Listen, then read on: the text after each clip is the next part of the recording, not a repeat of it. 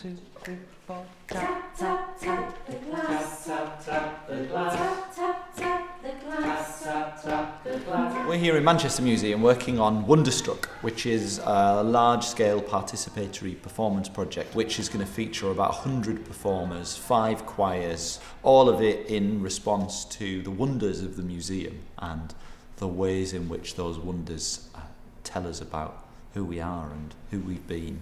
And this is how we got to where we are, and here we are. Working in a museum just spoke quite loudly as a nice venue for wonder. And I started to think about song as something which produces and magnifies wonder. So we started to think, who have we worked with who makes music? And Boff was top of the list. Can we listen to what you've been doing? Yeah, I'll play it. It's 5 minutes, I warn you. Wicked. That's all right. Stop and stare. Stop and This is about 16 voices altogether, the whole thing. So I write some words and he takes some of the words and sets them to music and rearranges them to fit the kind of musical shapes that he's developing. So effectively what happens is I write a poem and out comes a song.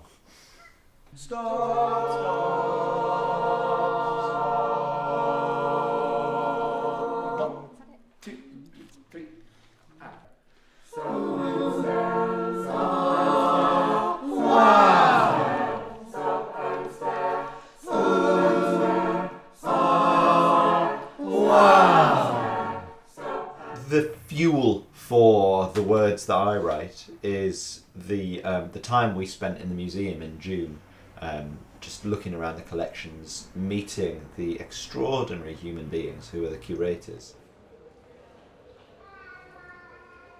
So it's always about noticing interesting or unusual ways in which the different things in a particular room of the museum or a particular area connect, that aren't the obvious ways, that somehow feed a new thought, and that thought is driven by a sense of astonishment, a sense of wonder. The earth before the earth, before the sun, the moon and Mars, rocks and stones. One of the things that keeps coming up in the lyrics to the songs, which I think is really important, and it's written in 2 or 3 places in the museum, is the idea of connectedness. And I think that if you're in the dinosaur room and you see a choir made up of 9-year-olds and over 55s singing together about time, then I think, and our place in that timeline to do with dinosaurs and where we are now, I would take away a new set of questions. It's not just, oh, I'm in a gallery, there's a Tyrannosaurus Rex, isn't that interesting? It's thinking, I've got a place in this, and that gives you a responsibility, I think. You're not just looking at something, and you're not just thinking, wow, that's nice. You're thinking, wow, that's nice, and there's a role for me to play in all this somehow. And neither the museum nor us as doing this tiny little project really are trying to give the answers to those questions. You just want to send people out thinking, oh, that's interesting, I feel like, I've got a sense of myself in the world now. Time, 15 ticks to midnight. 100,000 years ago.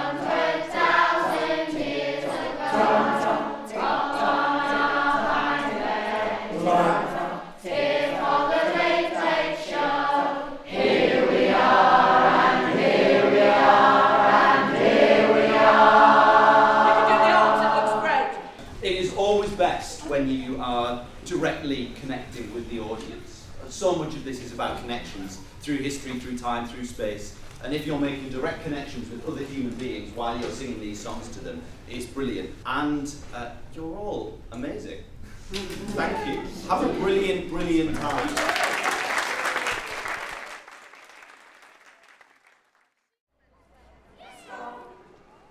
Stop.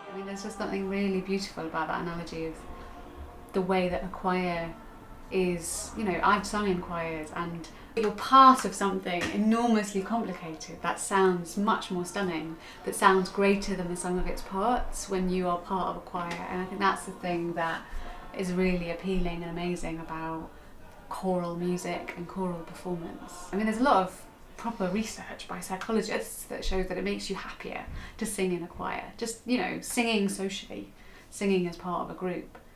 We're built for that.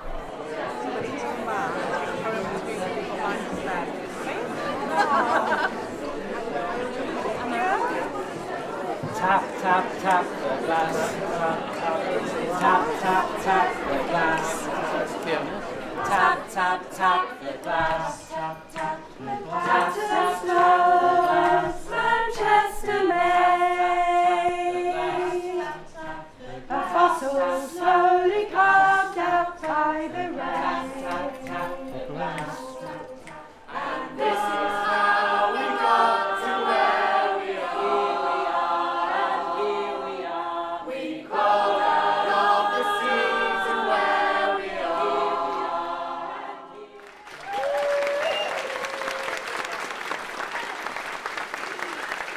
I think the reason we love big, open, empty countrysides is because we're liberated from the need to think about status at all. We're free. There's no pecking order, no fight for position. We are who we are.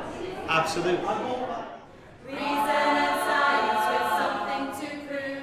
Earthquake or thunder or war. Or is it the gods, the gods, the gods? So many gods, so many gods, the gods, the gods, so many gods, so many gods.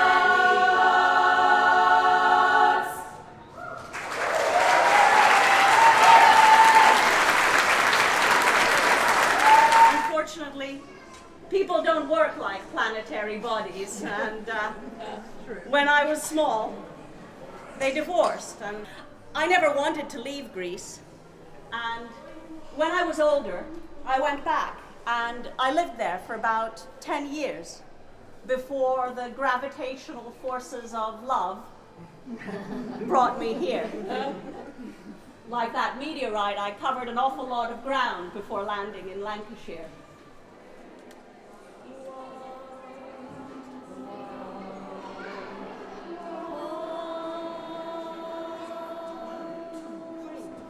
One, two, three, 4, 5, 6, 7, 8, 9, 10, 11, 12, rock.